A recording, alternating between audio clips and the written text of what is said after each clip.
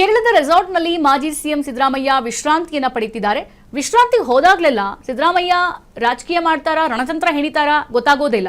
ಯಾಕಂದ್ರೆ ಟಗರು ರೆಸಾರ್ಟ್ ಭೇಟಿ ಯಾವುದೋ ಒಂದು ರೆಸ್ಟೋ ರಾಜಕೀಯ ಅನ್ನುವಂಥದ್ದು ಈಗ ಗೊತ್ತಾಗ್ತಿರುವಂಥದ್ದು. ರೆಸ್ಟ್ ಮಾಡೋದಕ್ಕೆ ಹೋಗಿದ್ದಾರೆ ಸರಿ, ಹಾಗಿದ್ರೆ ಅಲ್ಲಿ ರಾಜಕೀಯ ರಣತಂತ್ರ ಏನಾದರೂ ಹೆಣಿತಾ ಇರ್ಬೋದಾ? ಸಿದ್ದು ಬಣದ ನಾಯಕರಿಗೆ ಮಂತ್ರಿ ಸ್ಥಾನ ಗಿಟ್ಟಿಸೋಕೆ ತಂತ್ರಗಾರಿಕೆ ಶುರು ಮಾಡಿದ್ರ ಸಿದ್ದರಾಮಯ್ಯ. ಇದು ಫೋಕಸ್ ಟಿವಿಯ ಎಕ್ಸ್ಕ್ಲೂಸಿವ್ ರಾಜಕೀಯ ಸುದ್ದಿ ಕುರಿತಂತೆ ಅಪ್ಡೇಟ್ಸ್ ಬರ್ತಾ ಇದೆ. ಈ ಹಿಂದೆಯೂ ಕೂಡ ಧರ್ಮಸ್ಥಳ ಶಾಂತಿವನಕ್ಕೆ ಹೋದಾಗ ಏನಾಗಿತ್ತು, ಹಾಗಿದ್ರೆ ಆ ಸಂದರ್ಭದಲ್ಲಿ ಆಗಿದ್ದೇನು? ಕೇರಳದ ರೆಸಾರ್ಟ್ನಲ್ಲಿ ಮಾಜಿ ಸಿಎಂ ಸಿದ್ದರಾಮಯ್ಯ ವಿಶ್ರಾಂತಿ ಮೂಡ್ನಲ್ಲಿದ್ದಾರೆ. ವಿಶ್ರಾಂತಿಗೆ ಹೋದಾಗೆಲ್ಲ ಸಿದ್ದು ರಾಜಕೀಯ ರಣತಂತ್ರ ಹೆಣಿತಾರ ಅನ್ನುವಂಥದ್ದು ಗಮನ ಇಡಬೇಕಾಗಿರುವಂತಹ ವಿಚಾರ. ಟಗರು ರೆಸಾರ್ಟ್ ಭೇಟಿ ಕೊಟ್ಟಿರೋದು ಸದ್ಯ ರೆಸ್ಟ್ ಮಾಡೋದಕ್ಕೋ ಅಥವಾ ರಾಜಕೀಯ ರಣತಂತ್ರ ಹೆಣಿಯೋಕೋ ಅನ್ನೋದು ಗೊತ್ತಾಗಬೇಕಾಗಿದೆ ಅಷ್ಟೇ. ಯಾಕಂದ್ರೆ ಸಿದ್ದು ಬಣದ ನಾಯಕರಿಗೆ ಮಂತ್ರಿ ಸ್ಥಾನ ಗಿಟ್ಟಿಸೋಕೆ ಏನಾದರೂ ತಂತ್ರಗಾರಿಕೆ ಹೆಣಿತಾ ಇದ್ದಾರಾ? ಇದು ಫೋಕಸ್ ಟಿವಿಯ ಎಕ್ಸ್ಕ್ಲೂಸಿವ್ ವರದಿ. ನಿಮಗೆ ನಾವು ತೋರಿಸ್ತಾ ಇರುವಂತದ್ದು ಈ ಹಿಂದೆಯೂ ಕೂಡ ಧರ್ಮಸ್ಥಳ ಶಾಂತಿವನಕ್ಕೆ ಹೋದಾಗ ಏನಾಗಿತ್ತು ಹಾಗಿದ್ರೆ ನೋಡಿ. ಜೆಡಿಎಸ್ ಕಾಂಗ್ರೆಸ್ ಮೈತ್ರಿ ಸರ್ಕಾರ ಕೆಡವಿದ್ರು ಎಂಬ ಆರೋಪ ಇತ್ತು. ಇದೀಗ ಕೇರಳದಲ್ಲಿ ವಿಶ್ರಾಂತಿ ನೆಪದಲ್ಲಿ ಸಂಪುಟ ಸೂತ್ರ ಏನಾದರೂ ಸೂಚಿಸಿದ್ರ ಮಾಜಿ ಸಿಎಂ ಸಿದ್ದರಾಮಯ್ಯ ಅನ್ನುವಂತಹ ಪ್ರಶ್ನೆ. ಯಾಕಂದ್ರೆ ಅತ್ತ ಸಿಎಂ ಡಿ ಕೆ ಶಿವಕುಮಾರ್ ಸಂಪುಟ ವಿಸ್ತರಣೆ ಬಗ್ಗೆಯೂ ನೀರಸ ಪ್ರತಿಕ್ರಿಯೆಯನ್ನ ಕೊಡ್ತಾ ಇದ್ದಾರೆ. ಅಂದ್ರೆ ಸಚಿವ ಸಂಪುಟ ಬಗ್ಗೆ ಏನು ಮಾತನಾಡ್ತಾ ಇಲ್ಲ ಸಿದ್ದರಾಮಯ್ಯ. ಹೈಕಮಾಂಡ್ ಕಳಿಸಿಕೊಟ್ಟಂತಹ ಚೀಟಿ ಫೈನಲ್ ಅಂತ ಇಲ್ಲಿ ಸಿಎಂ ಡಿ ಕೆ ಶಿವಕುಮಾರ್ ಬೇರೆ ಹೇಳ್ಬಿಟ್ಟಿದ್ದಾರೆ. ಇತ್ತ ಸಚಿವ ಸ್ಥಾನಕ್ಕಾಗಿ ದಂಡಾಗಿ ಕಾಂಗ್ರೆಸ್ ಶಾಸಕರು ಕಾದಿದ್ದಾರೆ. ನೇರವಾಗಿ ದೆಹಲಿಗೆ ಹೋಗ್ತಾರೆ, ಹೈಕಮಾಂಡ್ ಭೇಟಿ ಮಾಡ್ತಿದ್ದಾರೆ, ಇನ್ನಿಲ್ಲದ ಲಾಬಿಯನ್ನ ಮಾಡ್ತಾ ಇದ್ದಾರೆ. ನೋಡಿ, ಮಾಜಿ ಸಿಎಂ ಸಿದ್ದರಾಮಯ್ಯ ಕೇರಳದಲ್ಲಿ ಫುಲ್ ರಿಲ್ಯಾಕ್ಸ್ ಮೂಡ್ನಲ್ಲೇನೋ ಇದ್ದಾರೆ. ಆದ್ರೆ ಅಲ್ಲಿ ಕೂತ್ಕೊಂಡು ರಾಜಕೀಯ ರಣತಂತ್ರವನ್ನು ಹೆಣಿತಾ ಇರ್ಬೋದು. ಮತ್ತೊಂದು ಕಡೆಗೆ ಈಗ ಮೊದಲನೇದಾಗಿ ಸಚಿವ ಸಂಪುಟ ಏನು ಅನೌನ್ಸ್ ಮಾಡಿದ್ರಲ್ಲ, ಆ ಸಂದರ್ಭದಲ್ಲೂ ಕೂಡ ಸಿದ್ದರಾಮಯ್ಯ ಸೂಚಿಸಿದ ಕೆಲವೊಂದಷ್ಟು ಜನರನ್ನ ಡಿ ಕೆ ಶಿವಕುಮಾರ್ ಸಚಿವ ಸ್ಥಾನ ಕೊಟ್ಟರು. ಆದರೆ ಈಗ ಎರಡನೇ ಸಚಿವ ಸಂಪುಟ ವಿಸ್ತರಣೆ ಏನಿದೆ ಅದರಲ್ಲಿ ಹಲವಾರು ಶಾಸಕರು ನನಗೆ ಸಚಿವ ಸ್ಥಾನ ಬೇಕು, ನನಗೆ ಸಚಿವ ಸ್ಥಾನ ಬೇಕು ಅಂತ ಒಂದ್ ಕಡೆ ಫೈಟ್ ಮಾಡ್ತಿದ್ರೆ, ಮತ್ತೊಂದ್ ಕಡೆ ಸಿದ್ದರಾಮಯ್ಯ ಬಣದವರು ನನ್ನನ್ನ ಸಚಿವನಾಗಿ ಮಾಡಿ ಅಂತ ಹೇಳ್ಬಿಟ್ಟು ಅವ್ರ ಕಿವಿ ಮುಖಾಂತರ ಹೇಳಿಸ್ತಾ ಇದ್ದಾರೆ. ಆದ್ರೆ ಮತ್ತೊಂದು ಕಡೆಗೆ ಇಲ್ಲಿ ಡಿ ಕೆ ಶಿವಕುಮಾರ್ ಹೈಕಮಾಂಡ್ ನನಗೆ ಏನ್ ಹೇಳುತ್ತೋ ಅವ್ರೇನ್ ಚೀಟಿಯಲ್ಲಿ ಬರ್ಕೊಡ್ತಾರೆ ಅದೇ ಅಂತಿಮ. ಸಚಿವ ಸಂಪುಟ ವಿಸ್ತರಣೆ ಬಗ್ಗೆ ಒಂದ್ ಕಡೆ ನೀರಸ ಪ್ರತಿಕ್ರಿಯೆಯನ್ನು ಕೂಡ ಕೊಡ್ತಾ ಇರುವಂತದ್ದು. ಈ ಎಲ್ಲಾ ಬೆಳವಣಿಗೆಗಳ ನಡುವೆ ರಾಜಕೀಯ ವಲಯದಲ್ಲಿ ಬಿರುಗಾಳಿ ಸುದ್ದಿ ಹರಿದಾಡ್ತಾ ಇರೋದು.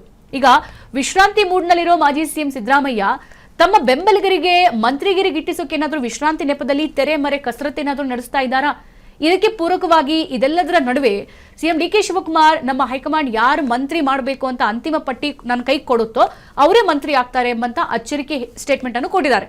ಆದ್ರೆ ನಾವು ಈಗ ಸಹಜವಾಗಿ ನೋಡೋದಾದ್ರೆ ಯಾರು ಮುಖ್ಯಮಂತ್ರಿ ಆಗ್ತಾರಲ್ಲ ಅವರೇ ಅವರ ಆಡಳಿತಾವಧಿಯಲ್ಲಿ ಮಂತ್ರಿಗಳನ್ನ ಆಯ್ಕೆ ಮಾಡೋದು ಫೈನಲ್ ಆಗಿರುತ್ತೆ.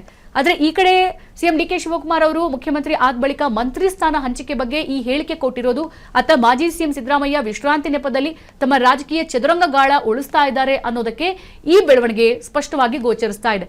ಹೇಳಿ ಸಿದ್ದರಾಮಯ್ಯ ರಾಜಕೀಯ ಚತುರ, ಬಹಳ ವರ್ಷಗಳಿಂದ ಬಲ್ಲರು. ರಾಜಕೀಯದ ಆಳ ಅಗಲ ಏರಿಳಿತ ಎಲ್ಲವನ್ನೂ ಕೂಡ ಜೆಡಿಎಸ್ ಇಂದ ಕಾಂಗ್ರೆಸ್ ತನಕ ಗೊತ್ತಿದೆ ಅವರಿಗೆ ಯಾವ್ಯಾವ ಆಯಾಮದಲ್ಲಿ ಹೆಂಗ್ ರಾಜಕಾರಣ ನಡೆಯುತ್ತೆ ಅಂತ ಹೇಳಿ. ಸದ್ಯ ಅವರು ಸೂಚಿಸಿದಂತಹ ಶಾಸಕರಿಗೆ ಸಚಿವ ಸ್ಥಾನ ಕೊಟ್ಟಿಲ್ಲ ಅನ್ನುವಂಥದ್ದು ಒಂದ್ ಕಡೆ ಬೇಜಾರಿದ್ರೆ, ಮತ್ತೊಂದ್ ಕಡೆಗೆ ಲಾಬಿ ಕೂಡ ಜೋರಾಗಿ ನಡೀತಿದೆ. ಇಲ್ಲಿ ಯಾರು ಕೂಡ ಹೋಗಿ ಡಿ ಕೆ ಶಿವಕುಮಾರ್ ಅವರನ್ನ ನೇರವಾಗಿ ಭೇಟಿ ಮಾಡ್ತಿಲ್ಲ, ಬದಲಾಗಿ ದೆಹಲಿಗೆ ಹೋಗ್ತಿದ್ದಾರೆ, ಡೈರೆಕ್ಟ್ ಆಗಿ ಹೈಕಮಾಂಡ್ ನ ಭೇಟಿ ಮಾಡ್ತಿದ್ದಾರೆ. ನಮಗೂ ಸಚಿವ ಸ್ಥಾನ ಬೇಕು, ಅದರ ಜೊತೆಗೆ ಜಾತಿವಾರು ಶಾಸಕರು ಇಲ್ಲಿ ನಮಗೆ ಸಚಿವ ಸ್ಥಾನ ಬೇಕು ಅಂತಾನು ಗಲಾಟೆ ಮಾಡ್ತಿದ್ದಾರೆ. ಅತ್ತ ಬೆಳಗಾವಿಯ ಸತೀಶ್ ಜಾರಕಿಹೊಳಿ ಕೂಡ ಕಳೆದ ಸಿದ್ದರಾಮಯ್ಯನವರಿದ್ದಾಗ ನಮ್ಮ ಕಡೆಗೆ 3 ಸಚಿವ ಸ್ಥಾನ ಕೊಟ್ಟಿದ್ರು.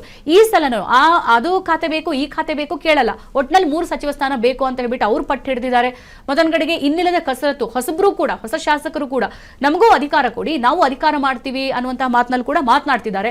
ಸದ್ಯ ಇವೆಲ್ಲ ಆಯಾಮಗಳನ್ನ ನಾವು ಗಮನಿಸ್ತಾ ಹೋದ್ರೆ ಇಲ್ಲಿ ಮಾಜಿ ಸಿಎಂ ಸಿದ್ದರಾಮಯ್ಯ ರಾಜಕೀಯ ಚತುರ, ಸೊ ಬಹಳ ಚೆನ್ನಾಗಿ ಬಲ್ರು. ಹಾಗಾಗಿ ಈಗ ರೆಸ್ಟ್ ಮೂಡಲ್ ಏನೋ ಇದ್ದಾರೆ. ಈ ರೆಸ್ಟ್ ಮೂಡಲ್ ಕೂತು ಏನೆಲ್ಲ ರಾಜಕೀಯ ರಣತಂತ್ರ ಹೆಣಿತಾರೆ ಅನ್ನೋದನ್ನ ನಾವು ಕಾದು ನೋಡ್ಬೇಕಾಗಿದೆ.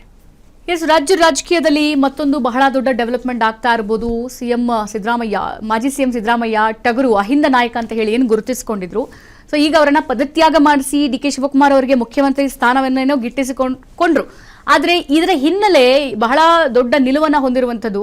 ಇಲ್ಲಿ ಈ ಸರ್ಕಾರ ರಚನೆಯಾದಂತಹ ಸಂದರ್ಭದಲ್ಲೇ ಇಬ್ರು ಕೂಡ ಅರ್ಧ ಅವಧಿ ಅಧಿಕಾರ ನಿರ್ವಹಿಸಬೇಕು ಅಂತ ಹೇಳಿ ಹೈಕಮಾಂಡ್ ಹೇಳಿತ್ತು. ಆದ್ರೆ ಸಿದ್ದರಾಮಯ್ಯನವರು ಎಲ್ಲಿ ಹೋದ್ರು ಕೂಡ ನಾನೇ 5 ವರ್ಷ ಮುಖ್ಯಮಂತ್ರಿಯಾಗಿ ಮುಂದುವರಿತೀನಿ ಎಂಬಂತಹ ಮಾತುಗಳನ್ನ ಬಹಳ ಘಂಟಾಘೋಷವಾಗಿ ಹೇಳ್ಕೊಳ್ತಾ ಇದ್ರು. ಆದ್ರೆ ಮಧ್ಯದಲ್ಲಿ ಅವರನ್ನ ಪದತ್ಯಾಗ ಮಾಡಿಸಿರೋದು, ಕೆಳಗಿಳಿಸಿರೋದು ಒಂದ್ ಕಡೆ ಅವರ ಶಾಸಕರಿಗೂ ಕೂಡ, ಅವರ ಬಣದವರಿಗೂ ಕೂಡ ಇಲ್ಲಿ ಬೇಜಾರಿದೆ. ಮತ್ತೊಂದ್ ಕಡೆಗೆ ಸಿದ್ದರಾಮಯ್ಯನವರು ಪದತ್ಯಾಗ ಮಾಡೋ ಸಂದರ್ಭದಲ್ಲೂ ಕೂಡ ಕೆಲವೊಂದಷ್ಟು ಕಂಡೀಷನ್ಸ್ ನ ಹಾಕಿರ್ಬೋದು. ಒಂದು ಅವ್ರ ಮಗನಿಗೆ ಸಚಿವ ಸ್ಥಾನ ಕೊಡೋದಾಗಿರ್ಬೋದು, ಮತ್ತೊಂದ್ ಕಡೆಗೆ ಅವರ ಬಣದಲ್ಲಿ ಯಾರೆಲ್ಲ ಶಾಸಕರು ಇರ್ತಾರಲ್ಲ ಅವ್ರು ಯಾರನ್ನೆಲ್ಲ ಸೂಚಿಸ್ತಾರೆ ಅವರನ್ನ ಮಂತ್ರಿಗಿರಿ ಮಾಡಬೇಕು, ಅವರಿಗೆ ಇಂಥದ್ದೇ ಖಾತೆ ಕೊಡಬೇಕು ಅನ್ನೋ ಅರ್ಥದಲ್ಲೂ ಕೂಡ ಅವರೊಂದಷ್ಟು ಡಿಮ್ಯಾಂಡ್ ಗಳನ್ನ ಮಾಡಿರ್ತಾರೆ. ಸೊ ಈಗ ಅದೇ ಆಯಾಮದಲ್ಲೂ ಕೂಡ ಇಲ್ಲಿ ಕಂದಾಯ ಸಚಿವರಾಗಿರುವಂತಹ ಕೃಷ್ಣ ಬೈರೇಗೌಡ ಅವ್ರಿಗೂ ಕೂಡ ಈ ಖಾತೆಯನ್ನ ಸೂಚಿಸಿದ್ದು ಸಿದ್ದರಾಮಯ್ಯನವರೇ. ಹಾಗಾಗಿ ಸೊ ಒಂದಷ್ಟು ಜನರಿಗೆ ಖಾತೆಯನ್ನ ಸೂಚಿಸಿದ್ರು ಸಿದ್ದರಾಮಯ್ಯ. ಈಗ 2ನೇ ಸಚಿವ ಸಂಪುಟದಲ್ಲೂ ಕೂಡ ಬಹಳಷ್ಟು ಶಾಸಕರು ನನಗೆ ಇದೇ ಖಾತೆ ಬೇಕು, ನನ್ನನ್ನು ಸಚಿವರನ್ನಾಗಿ ಮಾಡಿ ಅಂತ ಹೇಳಿ ಡಿ ಕೆ ಶಿವಕುಮಾರ್ ಅವ್ರ ಜೊತೆಗೆ ಕೂತು ಮಾತನಾಡಿ ಸುಸ್ತಾಗಿ ತದನಂತರದಲ್ಲಿ ಸಿದ್ದರಾಮಯ್ಯನವರ ನೇರವಾಗಿ ಭೇಟಿ ಮಾಡಿ ಅವರ ಜೊತೆಗೂ ಮಾತುಕತೆ ಮಾಡಿ ಯಾವಾಗ ಸಿದ್ದರಾಮಯ್ಯನವರು ಡಿ ಕೆ ಶಿವಕುಮಾರ್ಗೆ ಸಚಿವ ಸ್ಥಾನದಲ್ಲಿ ಕಿವಿಮಾತು ಹೇಳೋದಕ್ಕೆ ಶುರು ಮಾಡಿದ್ರು, ಡಿ ಕೆ ಶಿವಕುಮಾರ್ ಇಲ್ಲಿ ಬಹಳ ವಿಚಾರವನ್ನ ಗಂಭೀರವಾಗಿ ತೆಗೆದುಕೊಂಡಂತೆ ಕಾಣುತ್ತೆ. ಹಾಗಾಗಿ ಅವರು ಯಾರು ಹೇಳ್ತಾರೋ, ಯಾರು ಬಿಡ್ತಾರೋ, ಯಾರು ಕೇಳ್ತಾರೋ ಯಾವುದಕ್ಕೂ ಕೂಡ ತಲೆದೂಗ್ತಾ ಇಲ್ಲ. ಹಾಗಾಗಿ ಹೈಕಮಾಂಡ್ ನಮಗೆ ಯಾರನ್ನ ಸೂಚಿಸ್ತೋ, ಹೈಕಮಾಂಡ್ ಇಂಥವರಿಗೆ ಮಂತ್ರಿಗಿರಿ ಕೊಡಿ ಅನ್ನುತ್ತೋ ಅವರ ಚೀಟಿಗೆ ಅಂತಿಮ. ಅವ್ರು ಯಾರಿಗೆ ಹೇಳ್ತಾರೋ ನಾನು ಅವರನ್ನ ಸಚಿವರನ್ನಾಗಿ ಮಾಡ್ತೀನಿ, ಇದ್ರ ಬಗ್ಗೆ ನಾನು ಜಾಸ್ತಿ ಏನ್ ಹೇಳೋಕ್ಕೂ ಹೋಗಲ್ಲ, ಚರ್ಚೆನೂ ಮಾಡಕ್ ಹೋಗಲ್ಲ ಎಂಬ ಅರ್ಥದಲ್ಲಿ ಕಡ್ಡಿ ಮುರಿದಂಗೆ ಹೇಳಿರುವಂತದ್ದು. ಮತ್ತೊಂದ್ ಕಡೆಗೆ ಎಲ್ಲಾ ಕಾಂಗ್ರೆಸ್ನ ಶಾಸಕರು ಕೂಡ ಡಿ ಕೆ ಶಿವಕುಮಾರ್ ಅವರು ನಮ್ಗೇನ್ ಮಂತ್ರಿ ಮಾಡೋಂಗ್ ಕಾಣಿಸ್ತಾ ಇಲ್ಲ ಅಂತ ಹೇಳ್ಬಿಟ್ಟು ಡೈರೆಕ್ಟ್ ದೆಹಲಿಗೆ ಹೋಗ್ತಿದ್ದಾರೆ. ಆ ಕಡೆ ಲಕ್ಷ್ಮೀ ಹೆಬ್ಬಾಳ್ಕರ್ ಸೇರಿದಂತೆ ಎಲ್ಲರೂ ಕೂಡ ಇನ್ನಿಲ್ಲದ ಲಾಬಿಯನ್ನ ಮಾಡ್ತಾ ಇದ್ದಾರೆ. ಸೊ ಹಾಗಾಗಿ ಸಿದ್ದರಾಮಯ್ಯನವರು ರೆಸ್ಟ್ ಮೂಡ್ ನಲ್ಲೇನೋ ಇದ್ದಾರೆ. ರೆಸ್ಟ್ ಮೂಡ್ ನಲ್ಲಿದ್ದು ಯಾವ ತರದ ರಾಜಕೀಯ ರಣತಂತ್ರ ಹೆಣಿತಾರೆ ಅನ್ನೋದನ್ನ ನಾವು ಕಾದು ನೋಡ್ಬೇಕಾಗಿದೆ.